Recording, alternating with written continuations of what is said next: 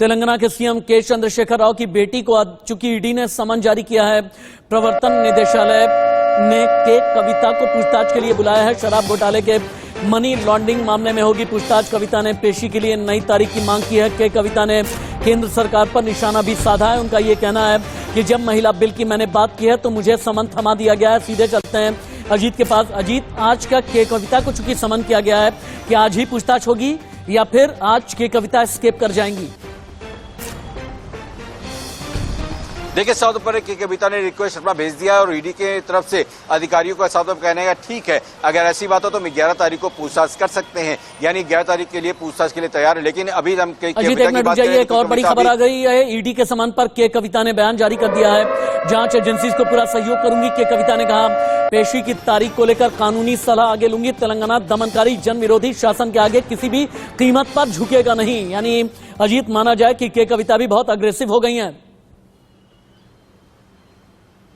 बिल्कुल सातों पर है। कहीं न कहीं देखिए कि कविता हो या फिर उनके जो राइट हैंड या करीबी जो रहे हैं अरुण जैसा रामचंद्रन पिल्लई, वो सबसे बड़े की पॉइंट है, की पर्सन है। वो तमाम तरह से ट्रांजैक्शन में सबसे बड़ा सहयोग उनका था। तो के कविता की राइट हैंड है और अरुण जो रामचंद्रन पिल्लई ने तमाम तरह से बातें रखी हैं, जिस से गिरफ्तारी के बाद से तमाम सबूत जो ईडी पास लगे हैं, उसको लेकर वो चाहती है कि ईडी के कविता से पूछताछ करे और ट्रांजैक्शन के बारे में बता सके कि आखिर ये पैसे जो लिए गए कंपनी के थ्रू, सेल कंपनियां जो बनाई गई थी, वो सेल कंपनियां और कितनी थी। लेकिन 11 मार्च को ईडी के सामने के कविता पेश होंगी। आज के कविता ने पेश होने से मना कर दिया है। दिल्ली शराब घोटाले कनेक्शन पर पूछताछ किया होगी। के कविता ने मांगा है और भी ज्यादा समय, 7 दिन का समय मांगा था।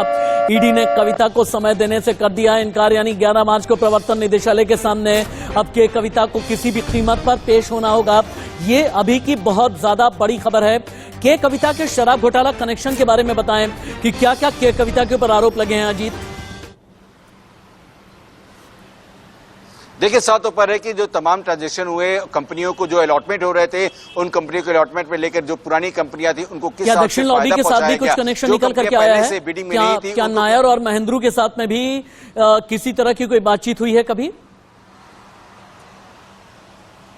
देखिए, सातों पर है डायरेक्ट कविता का नहीं, लेकिन जिस हिसाब से अरुण रामचंद्रन पिल्लई की बात करें तो मिडिल मैन था जो पूरा ट्रांजैक्शन कर रहा था, उसका या हम कहें तो कई कविता से पूरा संपर्क था और कई कविता कहने पर ही अरुण रामचंद्रन पिल्लई पूरा काम कर रहा था। तो ट्रांजैक्शन को लेकर हम कहें तो इशारे पे प्यादे के तौर पर अरुण काम कर रहा था और प्यादा अरुण था, लेकिन काम करवाने वाली की कविता थी। इसी बात को लेकर यहाँ पे पूरे ट्रांजैक्शन के खेल को, चाहे समीर महेंद्रू हो या विजय नायर हो, तमाम पैसे का जो रूट था ट्रांजैक्शन में, यानी उन पैसों का पूरा हेरफेर और गोवा तक, पंजाब तक पहुंचाने का जो काम था। बहुत शुक्रिया आपका। आप नजर बना करके रखें। 2 तस्वीरें हम दिखा रहे हैं। मनीष सिसोदिया से ईडी की पूछताछ, वहीं ईडी का शिकंजा के कविता पर भी कसता चला जा रहा है, जो केसीआर की बेटी हैं। के कविता 11 मार्च को अब ईडी के सामने पेश होंगी।